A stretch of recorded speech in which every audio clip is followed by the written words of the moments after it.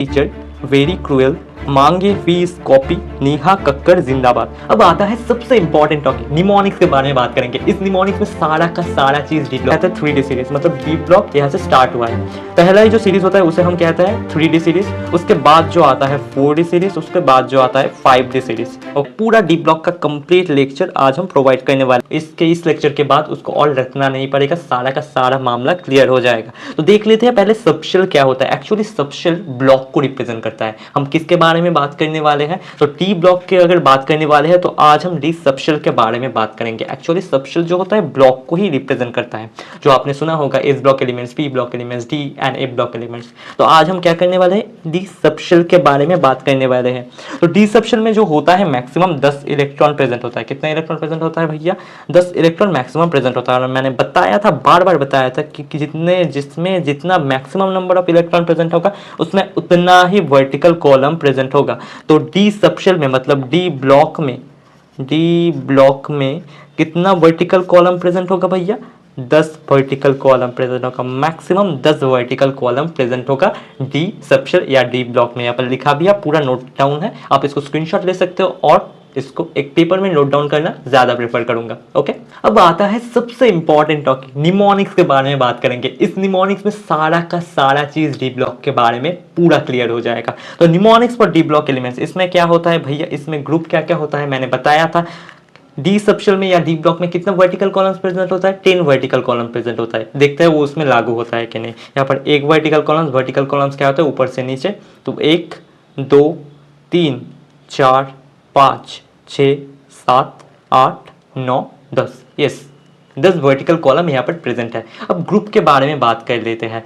तो first and second जो group होता है वो तो एस ब्लॉक में पड़ जाता है, और 13 से 18 तक जो ग्रुप होता है वो तो पी ब्लॉक में पड़ जाता है। पर यहाँ पर क्या है, यहाँ पर जो ग्रुप है, ये ग्रुप है थर्ड, ये ग्रुप है फोर्थ, इसको हम बोलते हैं फिफ्थ ग्रुप, और ये होता है सिक्स्थ, ये सेवेंथ ग्रुप, ये 8th ग्रुप, ये 9th ग्रुप, ये 10th ग्रुप, ये 11th और ये 12th। मतलब ये समझ में आया कि भैया थर्ड से ट्वेल्थ तक जो ग्रुप होता है और वर्टिकल कॉलम होता है वो डी ब्लॉक में प्रेजेंट होता है, वो डी ब्लॉक के अंदर आता है। मतलब डी ब्लॉक में कितना होता है, टोटल वर्टिकल कॉलम्स होता है किससे किस तक, थर्ड से ट्वेल्थ तक। अब पीरियड वाइज देखते हैं उसका सीरीज में क्या नाम होता है। तो यहाँ पर लिखा है फोर्थ पीरियड से एक्चुअली डी ब्लॉक स्टार्ट होता है, फोर्थ पीरियड से डी ब्लॉक स्टार्ट होता है। अब हम जानते हैं कि इसका सीरीज वाइज नाम क्या होता है।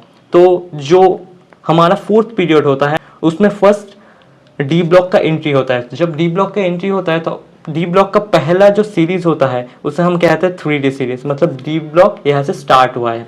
पहला ही जो सीरीज होता है उसे हम कहते हैं 3D सीरीज, उसके बाद जो आता है 4D सीरीज, उसके बाद जो आता है 5D सीरीज। ओके, तो 3D सीरीज में किस से किस तक एलिमेंट रहता है उसके बारे में बताऊंगा। पहले निमोनिक्स के बारे में बात कर लेते हैं। निमोनिक्स क्या होगा देख लो, पहले पीरियड वाइज बोल देते हैं, फिर वर्टिकल कॉलम वाइज बोलेंगे। इसमें दोनों ही याद रखना पड़ेगा। तो पहले होता है साइंस, याद करना, लिख लेना है एक जगह पर, साइंस टीचर वेरी क्रूएल, मांगे फीस कॉपी, नेहा कक्कड़ जिंदाबाद। साइंस टीचर वेरी क्रूएल, मांगे फीस कॉपी, नेहा कक्कड़ जिंदाबाद। फिर क्या आता है, मतलब 4D सीरीज का जो निमोनिक्स होगा वो क्या होगा, यारी, मतलब यारी, इसके बारे में एक स्टोरी बताऊंगा। ओके, तो यारी जरा निभाना मौत तक रुकावट, यारी जरा निभाना मौत तक रुकावट, राह पड़ेगी आगे कूदो, यारी जरा निभाना मौत तक रुकावट, राह पड़ेगी आगे कूदो। ये है 4D सीरीज का कंप्लीट क्या निमोनिक्स, यारी जरा निभाना मौत तक रुकावट, राह पड़ेगी आगे कूदो। मतलब इसमें क्या बताया गया है जानते हो, यारी जरा निभाना मतलब एक दोस्त है, बहुत अच्छा सा दोस्त है, वो एक दूसरे के लिए जान भी दे सकते थे। तो उसमें बता रहा है यारी जरा निभाना, एक दोस्त दूसरे दोस्त को बोल रहा है तू यारी जरा निभाना मौत तक रुकावट, मौत भी एक साथ पार करेंगे, मौत तक रुकावट, राह पड़ेगी।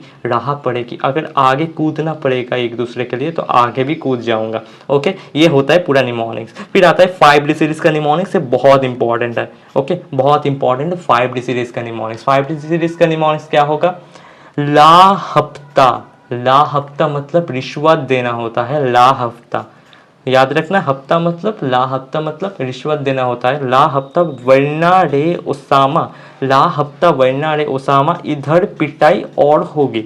इसका निमोनिक्स पूरा क्या होगा, ला हफ्ता वरना रे ओसामा, इधर पिटाई और होगी। ला हफ्ता वरना रे ओसामा, इधर पिटाई और होगी। इसका मतलब क्या है, एक दिन ओसामा बिन लादेन जो था वो ईरान में रह रहा था, ठीक है। एक दिन ओसामा बिन लादेन जो था वो ईरान में रह रहा था और पूरा फ्री में रह रहा था। उसका जो आर्मी था, ईरान का जो आर्मी था उसका देखभाल कर रहा था।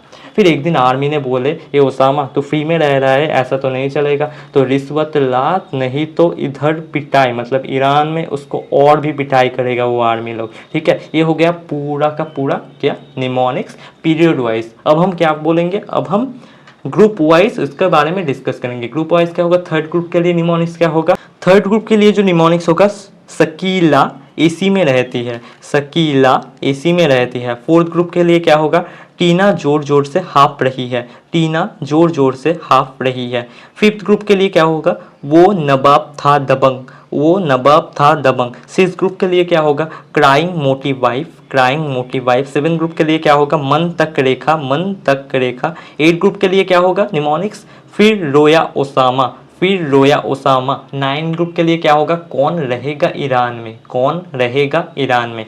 10 ग्रुप के लिए क्या होगा, नहीं पढ़ोगे तो पिटोगे, नहीं पढ़ोगे तो पिटोगे। 11 ग्रुप का क्या होगा, क्यों आगे आओ, क्यों आगे आओ।